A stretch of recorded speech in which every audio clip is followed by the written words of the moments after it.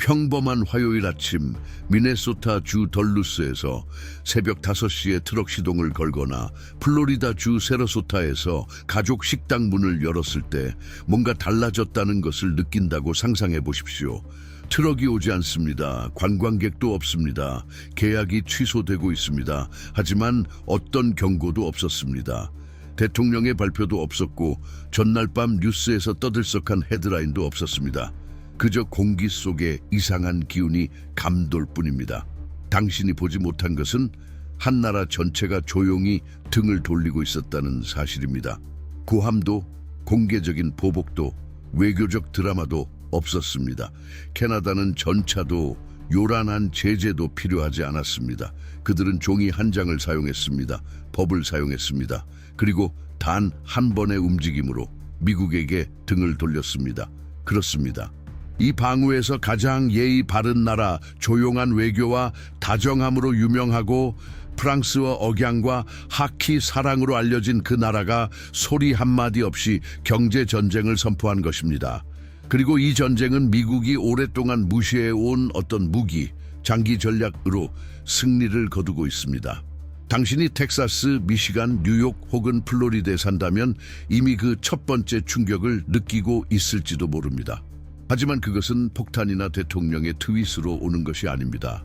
설명할 수 없는 전기, 요금 인상으로, 사라진 관광객으로, 증발해버린 수출 계약으로, 국경에서 멈춰선 트럭과 존재하지 않았던 기술적 요건에 의해 썩어가는 농작물의 형태로 다가오고 있습니다. 이건 과장이 아닙니다. 단 6개월 만에 이 유불개의 법률로 인해 120억 달러 이상이 미국 경제에서 증발했습니다. 이는 마치 한 도시 전체가 경제적 블랙홀에 삼켜진 것과 같습니다. 그리고 가장 무서운 것은 어떤 미국 정치인도 지금 일어나는 일의 심각성을 이해하지 못하고 있다는 점입니다. 누구도 이렇게 말할 용기를 내지 못했습니다. 우리는 동맹을 잃었다. 그리고 지금 우리는 그 대가를 치르고 있습니다. 캐나다는 소리를 지르지 않았습니다. 협박도 하지 않았습니다. 단지 행동했을 뿐입니다. 그리고 아마도 바로 그렇기 때문에 그 충격은 더욱 깊이 파고들고 있는지도 모릅니다. 미국 언론이 여전히 연예인 스캔들, 해시태그 점점 더 연극처럼 변해가는 선거에 정신이 팔려있는 동안 캐나다 정부는 조용히 모여서 미국과의 경제관계 전체를 재구성하는 이법까지 조치를 작성하고 통과시켰습니다. 소리 없이 통과되었습니다. 헤드라인도 논란도 없었습니다. 하지만 지금 이 법들은 수백만 미국인의 현실을 바꾸고 있습니다. 그중 첫 번째 조치는 미국이 가장 무적이라 믿는 분야 기술 산업을 겨냥합니다. 새로운 디지털 세금이 구글, 메타, 아마존 같은 플랫폼을 겨냥해 만들어졌습니다. 이는 계산 방식을 바꾸고 수십억 달러의 비용을 야기하며 캐나다 기업들이 미국 플랫폼에 광고나 서비스를 구매할 때 매번 재고하게 만듭니다. 그 영향은 오스틴이나 미니애폴리스 같은 도시에 있는 미국 디지털 중소기업들이 더 이상 북쪽 이웃과 거래하지 않고 독일이나 한국 기업과 계약을 체결하고 있다는 사실입니다. 캐나다는 국내 관광 보호법을 제정했습니다. 이 법은 자국민들에게 정치적으로 불안정하거나 적대적이며 공공안전에 위험이 있는 미국 지역 방문을 피하라고 권고합니다. 플로리다, 텍사스, 미시간, 올 목록에 올랐습니다. 과거에는 수백만 명의 북쪽 방문객이 끊임없이 흘러들어오던 곳이 이제는 공항과 호텔, 테마파크에 침묵만이 남았습니다. 캐나다 여행사들은 미국 관광 상품을 취소했고 정부는 미국 관광 홍보에 공공 예산을 사용하는 것을 금지했습니다. 무슨 뜻일까요? 토론토에서 디즈니나 마이애미, 캘리포니아 해변으로 가는 항공편 광고는 이제 완전히 사라졌다는 뜻입니다. 하지만 어쩌면 가장 전략적인 일격은 바로 새로운 에너지 수출 허가법일지도 모릅니다. 얼핏 보기엔 관료적이죠. 그래서 더 효과적입니다. 이 법은 캐나다가 안정적인 무역 관계를 유지하지 않는 미국 주들에 대한 전기 수출을 제한할 수 있도록 허용합니다.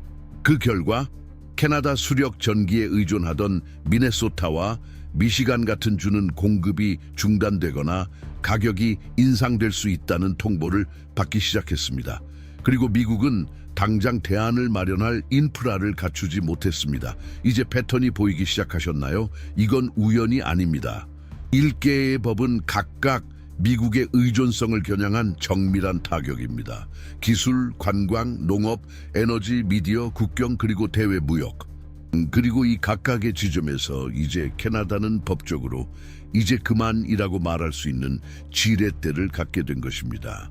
첫 번째 칼날은 기술에 대한 타격, 디지털 플랫폼 세금. 겉보기엔 단지 또 다른 세금처럼 보입니다.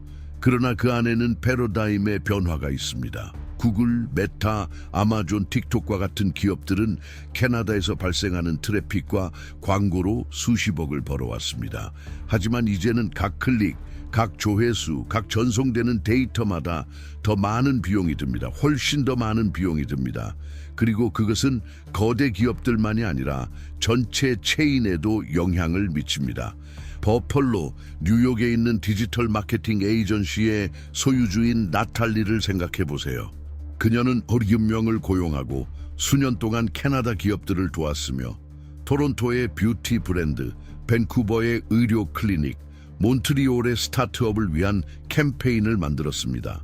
6개월 만에 수익의 80%를 잃었습니다. 왜일까요? 그녀의 고객들이 더 이상 미국 매체의 지출을 정당화할 수 없었기 때문입니다. 비용이 너무 비쌌고 불확실하며 관료적이었습니다. 그녀는 3명을 해고해야 했고 사무실 갱신을 취소했습니다. 그리고 아직도 은행으로부터 부채 재조정에 대한 답변을 기다리고 있습니다. 나탈리는 미국의 세금에 투표하지 않았습니다. 캐나다를 향한 적대적인 연설도 작성하지 않았습니다. 하지만 정치적 자만의 대가는 그녀가 지불했습니다. 그리고 그녀는 혼자가 아닙니다.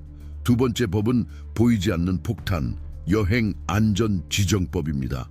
다시 말해 별거 아닌 것처럼 보입니다.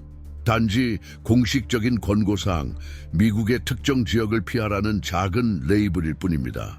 하지만 실제로는 무엇인가요? 양국 간 관광 붕괴입니다.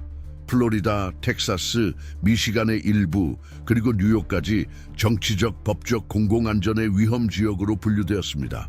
그 결과 평균적인 캐나다인은 더 이상 오지 않게 되었습니다. 수치는 폭락했습니다. 항공사들은 비행 횟수를 줄였고 세러소타, 올랜도, 마이애미 비치의 리조트들은 대규모 취소를 겪고 있습니다. 그리고 관광 가이드들은 고령자 투어, 쇼핑 투어, 학교 여행을 주관하던 기업들이 모두 침체기에 빠졌습니다. 62세인 플로리다 해안의 관광밴 운전사 로버트는 캐나다인들로 가득한 그룹을 태우고 연중 내내 일하는 것에 익숙했습니다. 그들은 잘 소비하고 좋은 팁을 주며 길 위에서 재미있는 표지판을 보고 웃었습니다. 이제 그는 빈 차를 몰고 다닙니다. 가끔 그는 여전히 같은 지점에 차를 세우고 습관적으로 기다립니다. 그리고 더 일찍 집에 돌아갑니다. 가까운 미래에 다가올 것 같던 은퇴는 이제 또 다른 불확실성의 장으로 바뀌었습니다. 하지만 만약 이 두 개의 법이 파괴적이라고 느껴진다면 세 번째 법을 이해하면 깜짝 놀랄 것입니다. 수입위생금지법. 이 법은 상징적인 것이 아닙니다. 그것은 구체적이고 기술적이며 파괴적입니다. 캐나다는 고기, 채소, 곡물, 유제품에 대한 위생 기준을 업데이트했으며 그것을 정확하게 수행했습니다. 이전에 정기적인 검사를 통해 수용되었던 것들이 이제는 표준에 맞지 않으면 거부됩니다. 새로운 규제에 따르면 호르몬, 오래된 농약 또는 새로운 기준에 맞지 않는 포장이 있는 미국 제품은 모두 거부됩니다. 주의, 이것은 보이콧이 아닙니다. 합법적입니다. 문서화되어 있습니다. 그리고 그것은 파괴적입니다. 당신은 이것이 대기업에만 영향을 미친다고 생각할 수도 있습니다. 하지만 그렇지 않습니다. 그것은 모두에게 영향을 미칩니다. 왜냐하면 캐나다로의 수출이 막히면 과잉 생산된 제품이 국내 시장에 넘쳐나게 됩니다. 가격이 폭락하고 팔리지 않는 것은 썩어버립니다. 그 충격은 농부, 트럭 운전사, 포장 공장, 동네 시장, 그리고 이 생산 주기에 의존하는 공립학교에까지 영향을 미칩니다. 네 번째 법은 섬세하면서도 무자비합니다. 에너지 수출 라이센스법. 많은 미국인들이 모르고 있지만 미네소타와 미시간과 같은 주들은 캐나다에서 상당 부분의 전력을 공급받고 있습니다. 특히 매니토바와 온타리오에서 생산된 수력 전력입니다. 이는 역사적인 관계로 신뢰를 바탕으로 이루어졌습니다. 아니었으면 좋겠죠. 이제 새로운 법률에 따라 캐나다는 안정적이고 상호적인 상업 관계를 유지하는 국가에만 수출 라이센스를 제공합니다. 그리고 예측해 보세요. 2025년에 미국은 더 이상 이 기준을 충족하지 않습니다. 그 결과 라이센스가 중단되고 계약이 동결되며 비용이 급등합니다. 덜루스에서 주민들은 2달 만에 전기요금이 17% 상승한 것을 보았습니다. 작은 알루미늄 공장과 인쇄소는 근무 시간을 줄였고 일부 상인들은 정전이나 전력 제한을 우려하여 발전기를 구입했습니다. 이 모든 것은 거의 아무도 모르는 법률 하나 때문이었습니다.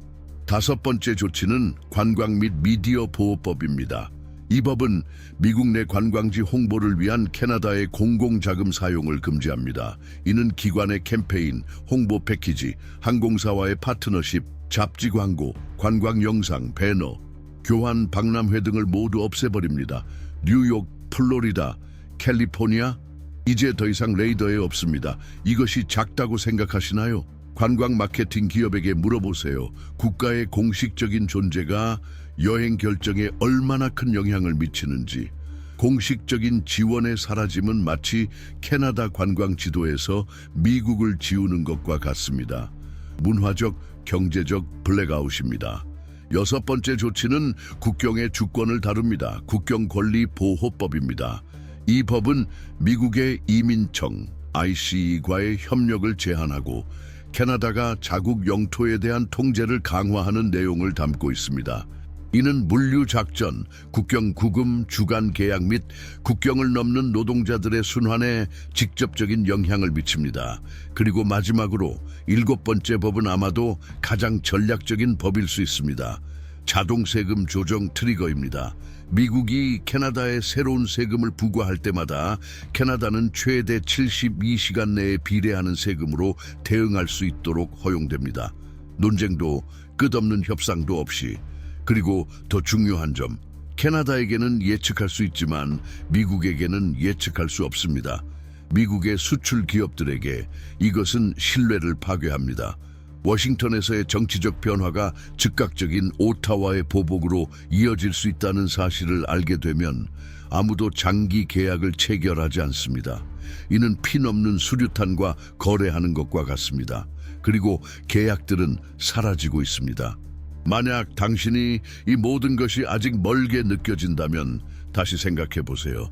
방문객이 줄어드는 상점들, 돌아오지 않은 계절 일자리들, 올라간 요금들, 설명할 수 없이 사라진 계약들.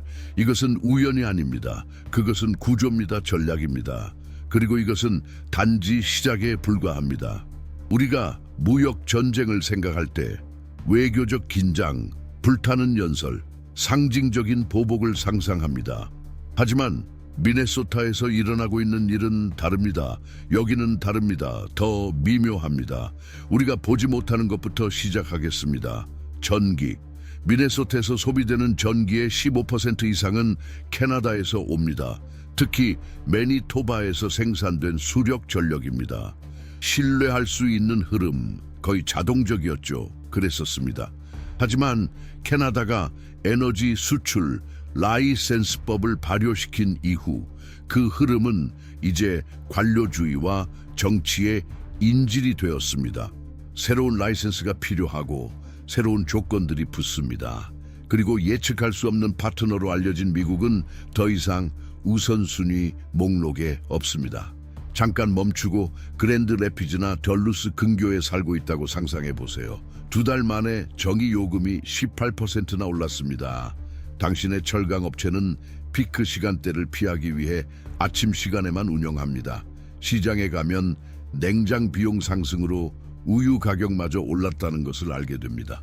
하지만 전기만 있는 것이 아닙니다. 미네소타는 예전처럼 자신을 지탱하던 경제의 기둥들 모두에서 타격을 받고 있습니다. 관광업을 예로 들어보죠. 항상 눈에 띄지 않지만 중요한 존재였던 관광업.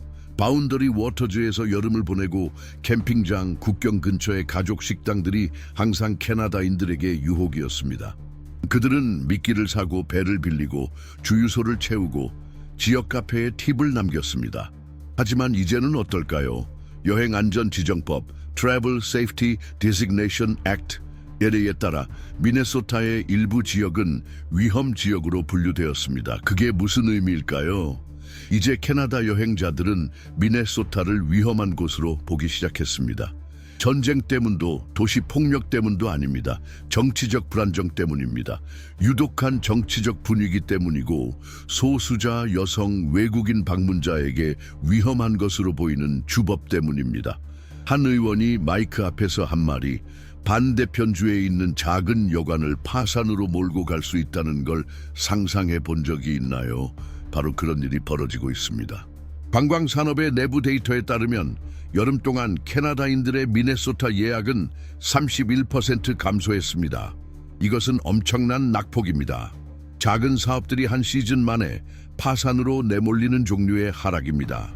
3개월의 수입으로 나머지 9개월을 버텼던 가족들, 20년 동안 운영해온 여관 주인들은 이제 손님이 없어서 페이스북 마켓플레이스에 배를 팔고 있습니다. 하지만 기다려보세요. 아직 더 있습니다. 미네소타는 평범한 주처럼 보이지만 떠오르는 기술 허브입니다. 미니애폴리스에 본사를 두고 수십 개의 디지털 에이전시와 스타트업들이 지난 몇 년 동안 캐나다 대학 및 기업들과 협력해 왔습니다. 마케팅, 소프트웨어 개발, 프로그램 광고, 전체 산업이 번성하고 있었죠. 그때 디지털 플랫폼 세금, 디지털 플랫폼 텍스이 도입되었습니다. 이 세금은 게임을 바꾸었습니다. 캐나다는 기본적으로 미국에서 수입되는 모든 디지털 서비스를 더 비싸고 더 규제되고 더 위험하게 만드는 구조를 만들었습니다. 이것이 실제로 의미하는 바는 무엇일까요? 캐나다 기업들이 미국 제공업체들과의 계약을 종료하기 시작했다는 것입니다. 관계를 끊고 내부 공급업체나 유럽, 일본에서 공급처를 찾기 시작했습니다.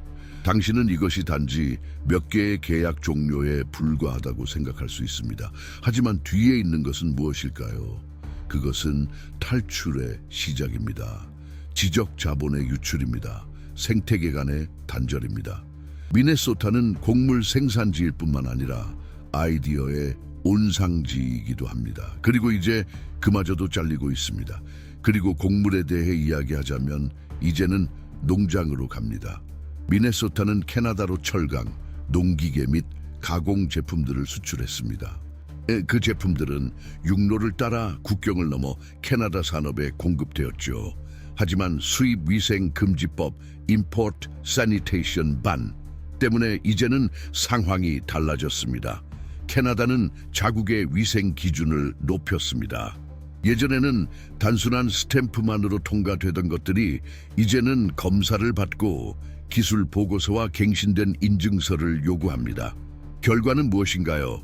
지연, 거부, 반품, 이렇게 신뢰를 파괴할 수 있습니다. 그리고 한 파트너가 더 이상 신뢰하지 않으면 그 경제적 효과뿐만 아니라 심리적인 효과도 따라옵니다. 세인트 폴과 위니펙을 오가던 운송업자는 이제 다른 일을 찾고 있습니다. 새 기계에 투자한 농부는 이제 구매자를 찾을 수 없습니다. 통행 세금에 의존하던 트럭 정비공은 더 일찍 문을 닫고 소프트웨어 프로그래밍을 배우는 게 나았다고 생각하기 시작했습니다. 그리고 이 모든 것은 신문 첫 페이지에 나올 일도 아닌 7개의 법률 덕분입니다. 이 이야기가 당신에게 닿고 걱정되거나 당신이 보는 일과 연관이 있다면 대화에 참여하세요. 이 영상을 좋아요, 구독, 공유해서 아무 일도 변하지 않을 거야 라고 믿는 사람에게 전달해 주세요. 변화는 이미 시작되었습니다. 그리고 그것은 이름과 국경, 방향을 가지고 있습니다. 몇십 년 동안 뉴욕은 불패의 상징이었습니다. 세계 금융의 중심, 동부 해안의 문화적 중심지, 꿈의 출입구. 하지만 그 누구도 예상하지 못했던 것은 첫 번째 균열이 내부 붕괴, 보건 위기, 혹은 양극화된 선거에서 오지 않았다는 사실입니다. 그 균열은 바로 예의 바른 이웃 캐나다에서 시작되었습니다. 사실부터 시작해 봅시다. 캐나다의 보복 조치가 있기 전 매년 50만 명 이상의 캐나다 관광객들이 뉴욕을 방문했습니다. 그건 단지 관광이 아니었습니다. 그것은 지역 경제의 혈액이었습니다. 호텔 예약, 맨해튼에서의 저녁 식사, 버팔로에서의 쇼핑, 박물관 방문, 브로드웨이 아울렛. 그들은 왔습니다. 그들은 소비했습니다. 그리고 그들은 돌아왔습니다. 하지만 여행 안전 지정법 Travel Safety Designation Act에 따라 뉴욕주의 일부 지역이 주의 구역으로 분류되었습니다. 전쟁 때문도 전염병 때문도 아닙니다. 정치적 불안정, 사회적 적대감, 총기 폭력 때문입니다. 그리고 캐나다 정부에게는 이 정도면 여행을 피하도록 하는 충분한 이유가 됩니다. 그 하락은 급격했습니다. 1년도 채 안 돼 28%의 예약 감소. 숫자만 보면 건조하게 느껴지겠지만 그것을 사람들의 삶으로 바꿔보세요. 나이아가라 폭포의 부티크 호텔을 운영하는 미리암은 손님이 줄어들어 2명의 리셉션 직원을 해고해야 했습니다. JFK에서 관광객들이 꽉 찬 호텔로 가던 퀸스의 택시기사는 이제 빈 차를 타고 한 번 구직 광고를 보고 있습니다. 그 영향을 보세요. 각 박물관이 운영 시간을 줄였고 각 커피숍이 일찍 문을 닫았으며 브루클린의 독립극장들이 관객 부족으로 공연을 중단했습니다. 캐나다 관광객들의 부재만이 문제가 아닙니다. 그것은 문화적 단절의 시작입니다. 이 도시를 활기차고 열려있게 만들었던 교류의 균열입니다. 하지만 당신은 아마 이렇게 생각할 수 있습니다. 뉴욕은 거대하다. 월스트리트도 있고 기술도 있고 글로벌 무역도 있다. 왜 캐나다 관광객을 걱정해야 할까? 좋은 질문입니다. 하지만 준비하세요. 답은 이렇습니다. 그건 시작에 불과합니다. 관광 및 미디어 보호법 Tourism and Media Shield Act은 또 다른 타격이었습니다. 캐나다 정부는 미국의 관광지를 홍보하는 데 사용하는 공적 자금을 금지했습니다. 그 말은 캐나다가 뉴욕을 홍보하는 관광 캠페인에 더 이상 자금을 지원하지 않는다는 뜻입니다. 더 이상 여행사를 통해 패키지를 지원하지 않고 항공사와의 파트너십을 중단하고 브로드웨이의 마법이나 뉴욕 북부의 사과밭에 대한 광고를 더 이상 하지 않는다는 뜻입니다. 토론토에서 Explore New York라고 적힌 광고를 본 적이 있나요? 이제 그 광고는 사라졌습니다. 이게 작은 일 같나요? 관광지의 프로모션이 목적지에 대한 인식에 얼마나 큰 영향을 미치는지 관광 산업의 기업들에게 물어보세요. 뉴욕은 이제 목록에서 사라졌습니다. 목록에서 내려가면 곧 사라집니다. 그리고 이게 아직도 견딜만 하다고 생각된다면 깊게 숨을 쉬어보세요. 이제 뉴욕이 더 진지하게 여기는 것을 이야기해 봅시다. 돈입니다. 디지털 플랫폼 세금, 디지털 플랫폼 텍스은 게임을 바꿨습니다. 캐나다 기업들은 이제 미국의 디지털 플랫폼 사용을 중지하도록 장려받고 있습니다. 여기에는 구글 광고, 메타, 아마존 웹 서비스 등이 포함됩니다. 그리고 그로 인해 피해를 입는 것은 무엇일까요? 바로 중소기업들입니다. 마케팅 에이전시, 데이터 회사들, 맨해튼, 브루클린, 엘버니에 위치한 스타트업들입니다. 로체스터에 있는 프리랜서 프로그래머인 그렉을 생각해 보세요. 그는 2년 동안 몬트리올에 있는 물류 회사에 서비스를 제공했습니다. 대시보드를 설계하고 경로를 최적화했습니다. 정기적인 급여와 안정적인 일이었습니다. 하지만 4월에 계약이 취소되었습니다. 그 이유는 규제 비용, 누적된 세금, 법적 리스크 때문이었습니다. 월스트리트도 영향을 받고 있습니다. 겉으로 보기에는 별다른 일이 없어 보일 수도 있습니다. 그러나 위축되고 있습니다. 주식 영음 펀드, 사설은행, 보험사들은 리스크를 재계산하고 있습니다. 계약을 재검토하고 있습니다. 이제 뉴욕 토론토 회로를 벗어나 다른 대안을 모색하고 있습니다. 왜냐하면 이제는 법적 불확실성이 있기 때문입니다. 그리고 아직도 이게 한정적인 문제라고 생각하신다면 상업에 대해 생각해 보세요. 뉴욕은 매년 캐나다에 $170억 이상을 수출합니다. 그 출처는 무엇인가요? 전자기기, 가공식품, 의료장비, 산업제품들입니다. 그런데 이제는 이 제품들이 검사를 받고 있습니다. 지연되고 있습니다. 거부되고 있습니다. 위생 라벨에 대한 논란이 일고 있습니다. 새로 업데이트된 규제에 대한 통보도 없이 제품들이 거부되고 있습니다. 미국의 발송업체에게는 악몽입니다. 당신은 짐을 준비하고 운송을 계약하고 발송합니다. 그런데 트럭이 돌아옵니다. 모든 것이 다시 돌아옵니다. 왜냐하면 규격이 바뀌었기 때문입니다. 이제 실수의 여지가 최소화되었습니다. 그리고 캐나다는 분명히 말했습니다. 더 이상 쉽게 해주지 않겠다고. 속도에 의존하는 경제가 어떻게 계속되는 불확실성과 싸워야 할까요? 이것이 바로 지금 앨버니의 수출업자들이 던지고 있는 질문입니다. 그 답은 취소된 계약, 쌓인 재고, 갱신되지 않는 계약서 형태로 다가오고 있습니다. 하지만 아마도 가장 상징적인 것은 뉴욕, 세계의 중심이 더 이상 필수적이지 않다는 인식일 것입니다. 그리고 이 이야기는 여기서 끝나지 않습니다. 아이오와는 많은 사람들에게 미국의 심장과도 같은 존재입니다. 워싱턴의 스캔들에 등장하지도 않고 나스닥의 방향을 결정하지도 않으며 소셜미디어 해시태그를 만들지 않습니다. 그러나 식량 생산에 있어 아이오와는 대체 불가능한 곳이었습니다. 혹은 그랬습니다.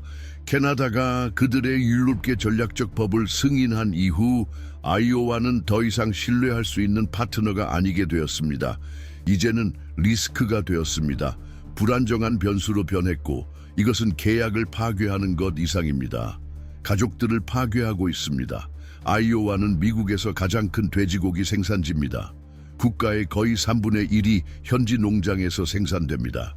그 많은 제품들이 오랫동안 캐나다로 수출되어 직거래 혹은 산업 가공을 위한 원재료로 사용되었습니다.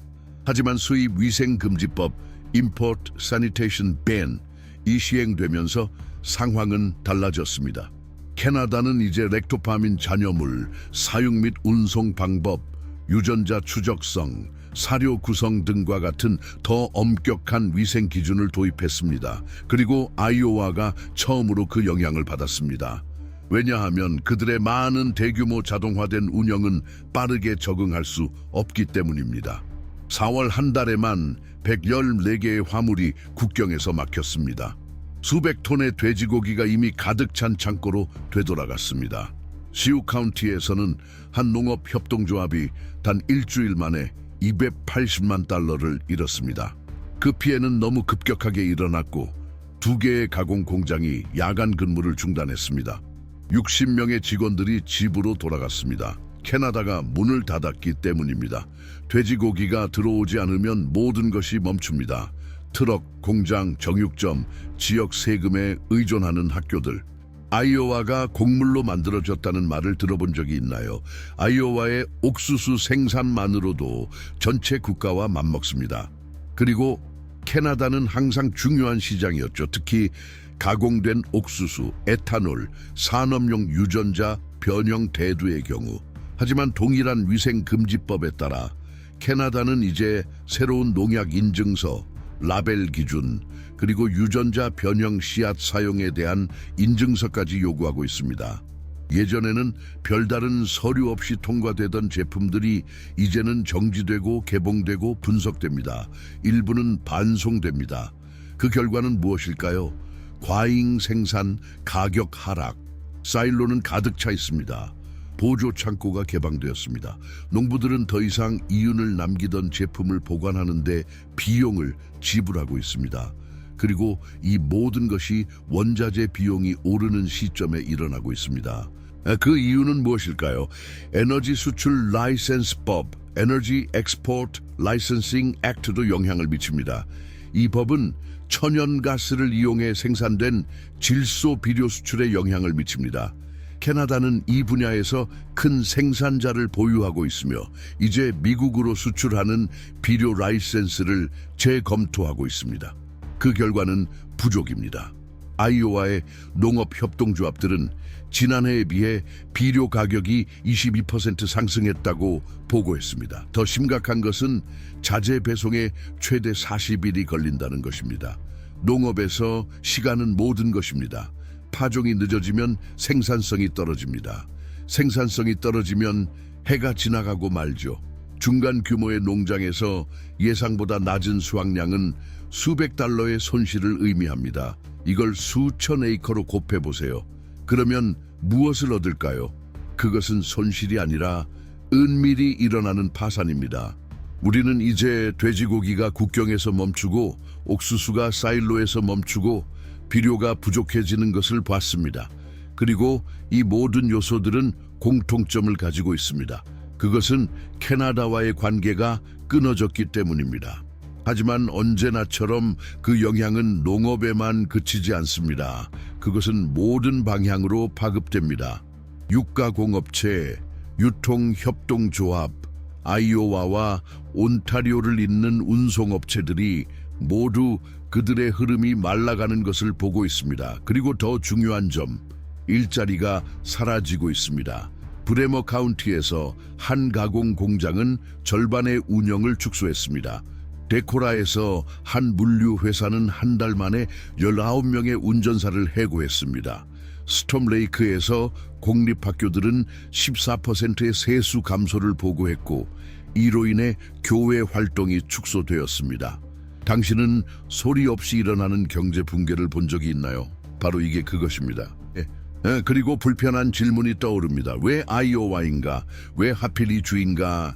그 답은 의존성에 있습니다. 아이오와는 미국 경제가 이웃 국가들과 얼마나 깊이 얽혀 있는지를 보여주는 완벽한 예입니다.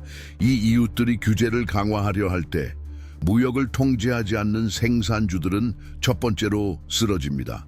텍사스는 싸움에 익숙합니다. 하지만 이 전쟁에는 참호도, 깃발도, 과장도 없습니다. 캐나다의 사무실에서 클릭 한 번, 공식 문서, 그리고 8시 뉴스에 나오지 않는 결정들이 있습니다. 그리고 텍사스의 정치인들이 불타는 연설을 하는 동안 캐나다는 그냥 스위치를 돌리고 문을 닫고 있습니다. 거대한 존재가 자신의 반영에 걸려 넘어지는 걸 본 적이 있나요? 지금 그것이 일어나고 있습니다. 텍사스 경제의 중추부터 시작해 봅시다. 에너지. 텍사스는 정제된 석유, 원유, 천연가스를 수출합니다. 세계에서 가장 큰 에너지 중심지 중 하나입니다. 그리고 캐나다는 이제 그것을 사지 않습니다. 에너지 수출 라이센스법, 에너지 엑스포트 라이센싱 액트. 이 발효된 이후 캐나다 기업들은 이제 미국으로부터 에너지를 수입하기 위해 새로운 정치적, 상업적 기준에 맞는 갱신 가능한 라이센스가 필요합니다. 다시 말해, 이제 텍사스는 예전처럼 팔던 것을 팔기 위해 외교적 필터를 통과해야 합니다. 그렇다면 판매가 막히면 어떻게 될까요? 계약은 사라집니다. 정유소는 규모를 잃고 액화 천연가스 기업들은 화물이 멈추게 됩니다. 단 3개월 만에 캐나다 기업들에 의해 40억 달러 규모의 계약이 취소되거나 동결되었습니다.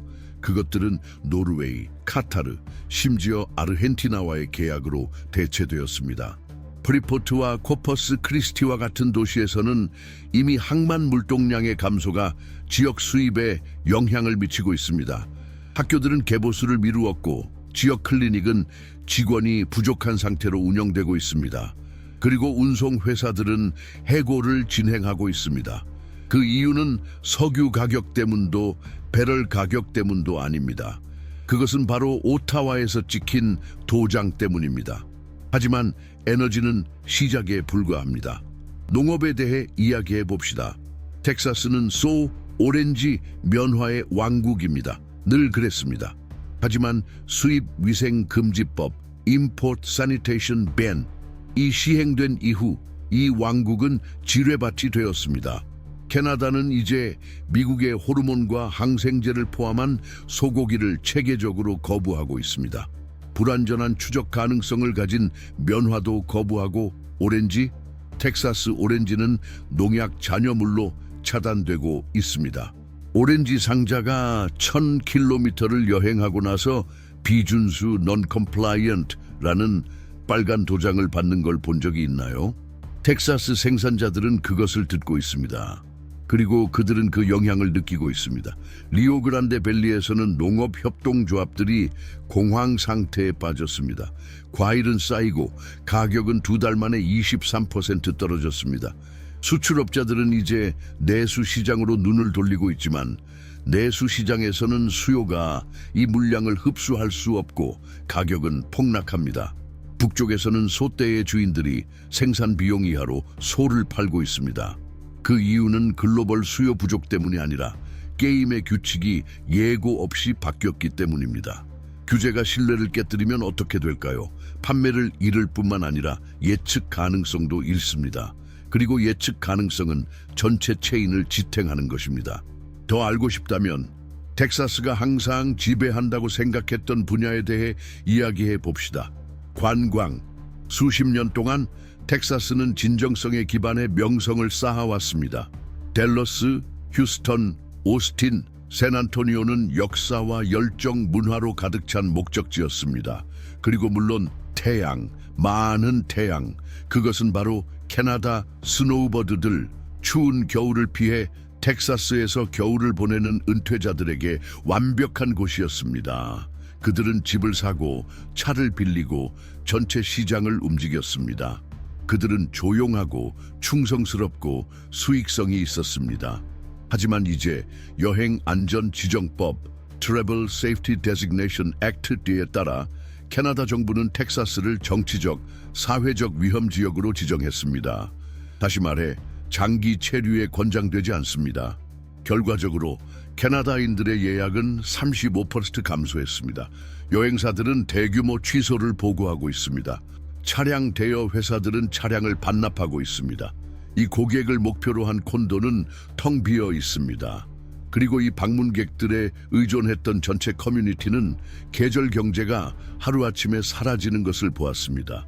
이 모든 것이 여전히 걱정스럽다면 가장 위험한 간접 효과인 순간 세금에 대해 생각해 보세요.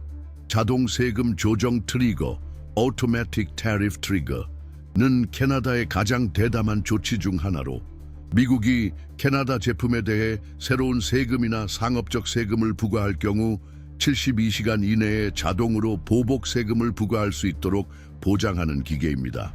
그리고 이것이 텍사스와 무슨 상관이 있을까요? 간단합니다. 텍사스는 많은 것을 수출합니다. 석유, 가스, 화학물질, 기계, 소, 면화, 시트러스, 자동차 부품, 산업 장비 등. 캐나다와의 무역 관계에서 불안정성이 발생하면 이제 어떤 장기 계약도 안전하지 않습니다. 오늘 계약을 체결해도 내일 선언이 나오고 72시간 이내에 당신의 이익은 손실로 바뀝니다. 바로 그래서 캐나다 기업들은 텍사스와의 계약을 피하고 있습니다. 품질 때문도 가격 때문도 아닙니다. 바로 두려움 때문입니다. 불안정한 상업 정책에 대한 두려움, 워싱턴이나 오스틴의 정치적 충동에 얽히게 될 두려움, 그리고 다음 대통령의 트윗이 수십억 달러를 가치 있게 만들 수 있다는 두려움입니다. 이것이 바로 텍사스의 드라마입니다. 강력하지만 취약한 경제, 무능함이 아니라 예측 불가능함에 의해 침식되고 있습니다. 그리고 다시 말하지만 그 대가를 치르는 것은 큰 펀드들이 아닙니다. 바로 가족들입니다. 운전사들입니다. 보너스를 기대했던 교사들입니다. 정유소 직원들입니다. 관광 상점 주인들입니다. 내 땅을 담보로 한 농업 생산자들입니다. 이제 더 이상 스스로를 속일 수 없지 않나요? 더 이상 그저 한 시기일 뿐이라고 말할 수 없습니다. 더 이상 정치적 적들에게 손가락질하며 무언가 해결될 거라 기대할 수 없습니다. 그리고 가장 중요한 건 세상이 미국이 정리될 때까지 기다리고 있다는 착각을 할 수 없다는 것입니다. 왜냐하면 그렇지 않기 때문입니다. 캐나다는 앞서 나갔습니다. 해야 할 일을 했습니다. 자신의 규칙을 다시 썼고 동맹을 재조정했습니다. 그리고 뒤돌아보지 않았습니다. 압박에도 향수에도 자신의 결정을 되돌리지는 않을 것입니다. 그런데 여기서 우리는 여전히 우리가 실수를 인정해야 할지 말아야 할지 논의하고 있습니다. 우리가 공간을 잃었다는 걸 받아들여야 합니다. 우리의 외교적 자만이 우리를 고립시켰다는 걸 받아들여야 합니다. 존경이 없으면 우리의 강경한 발언도 점점 더 허전하게 들린다는 걸 받아들여야 합니다. 무언가를 되찾고 싶다면 영향력, 신뢰, 안정성, 우리는 다시 시작해야 합니다. 겸손으로, 진정한 정치로, 연극적인 대화가 아닌 진정한 대화로. 그리고 첫 번째 단계는 간단하지만 어려운 일입니다. 듣는 것입니다. 책임을 지는 것입니다. 다음 선거를 위한 것이 아니라 다음 세대를 위한 계획을 세우는 것입니다. 그리고 당신은 그냥 멀리서 지켜볼 건가요? 여기까지 왔다면 당신은 그 무게를 느끼고 있는 것입니다. 그 구멍이 더 깊다는 것을 알고 있기 때문입니다. 중립을 가장하는 것도 선택이며 그 선택은 값비싸다는 걸 이해하고 있기 때문입니다. 그래서 저는 당신에게 이렇게 제안합니다. 좋아요를 눌러주세요. 이건 단순한 버튼이 아닙니다. 이 대화가 중요하다는 신호입니다. 구독해주세요. 이게 우리가 이 공간을 열고 살아있고 강하게 유지하는 방법입니다. 댓글을 남겨주세요. 당신이 보고 있는 것, 느끼는 것, 이 대화가 당신에게 어떻게 닿는지 알려주세요. 아마도 당신은 직접 영향을 받은 주에 살고 있을 수도 있습니다. 아는 사람이 있을 수도 있고 아니면 그냥 더 많은 사람들이 깨어나길 원하는 것일 수도 있습니다. 좋아요 하나하나가 알고리즘에 힘을 실어주고 그리고 이 운동에 힘을 줍니다. 댓글 하나하나가 이 커뮤니티를 만들어갑니다. 새로운 구독자가 하나 생길 때마다 나는 여기 있다. 그리고 이게 중요하다는 메시지가 전달됩니다. 이 비디오는 끝났지만 이 주제는 끝나지 않았습니다. 끝까지 함께 해줘서 고맙습니다. 들어주고 반성하고 얼굴을 돌리지 않은 당신에게 감사드립니다. 다음에 또 만나요. 더 주의 깊게, 더 비판적으로, 그리고 운 좋게도 더 함께.